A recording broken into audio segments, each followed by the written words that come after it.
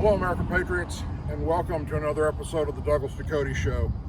Today's show is coming to you from the United States Air Force Armament Museum right here at Eglin Air Force Base, Herbert Field in Florida. There's a reason why I'm here, and it's to talk to you about the importance of this November election. Let me start by reminding everyone of what you're not hearing at the moment. What we are hearing from the Democrat Party, well, it's bad enough. They want to defund our law enforcement. They want to get rid of ICE. They want to open borders, tear down the wall, raise your taxes. They want to defund law enforcement.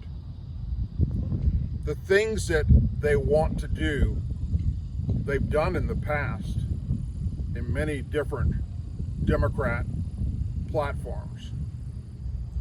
But the purpose of me standing here in front of a B-17 bomber from World War II, Boeing built this first aircraft in 1934. The purpose of being here is to remind you of what the Obama administration did and every Democrat president in the history of America. And the one thing that no one is talking about at the moment, because of all the other stuff is so bad, like defunding the cops, well, it's the fact that they will also drastically cut our military budget. And when I say drastically, if you served in the military in the Obama years, or you're in the Guard or Reserve, then you know exactly what I'm fixing to get at. And that's the fact that under the Obama administration, the Democrats cut the budget so bad that it reached the point to where it was equivalent to pre-World War II. B-17 bomber, 4-engine prop plane,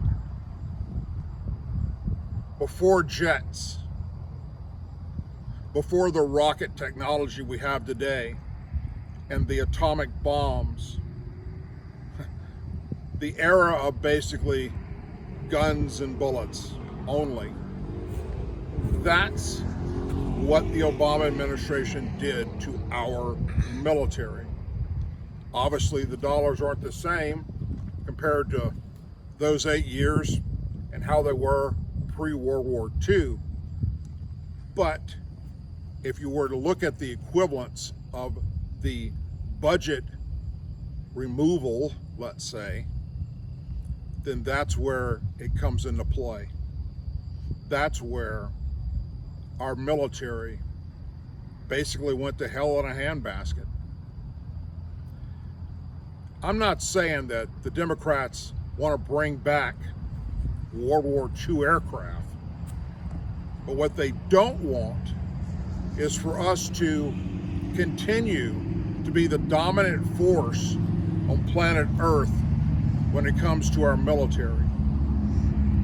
Let us never forget that if we don't have a strong military, if we're not capable of fighting outside of a wet paper bag, then one day we will not be speaking English here. No different than if we not won World War II. Japan would own this. That's what they wanted. That was their world domination, and it was to start with us. And they did a damn good job of it when they attacked Pearl Harbor. And America was blindsided. We were not prepared to go to war in any way, shape, or form to defend ourselves when that took place. Sadly, after 8 years of the Obama administration, we found ourselves in the exact same scenario. No different than when Bill Clinton was in office. And then 9/11 happened, and George Bush had a military that was depleted of funds. and you can just keep tracing it back in history. While we're here, let's walk around and show you some of the things that have come out thanks to Republicans. Walk with me, please.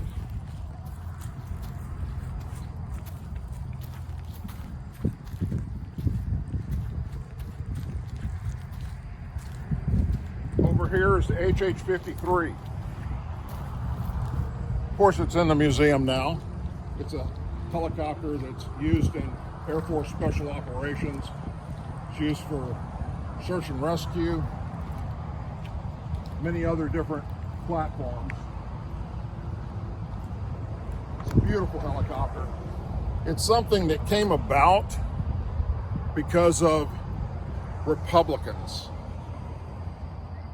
Republicans taking over the House and the Senate, 1600 Pennsylvania Avenue, and building up a military budget that allowed us to bring not just technology, but manpower and money into the military system that was depleted. Let's walk further. Back in the late 1950s, after World War II, we come up with a wonderful spy plane, which you see right in front of you. That is the SR-71.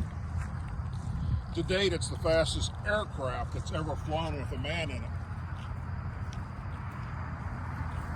The entire fleet is retired now, but isn't an aircraft that came to be because of Republicans. Republicans running Congress in 1600 Pennsylvania Avenue. Off in the distance there is the Boeing B-52 bomber. It is an aircraft that we still use today, except it's been upgraded a lot since this model was put here.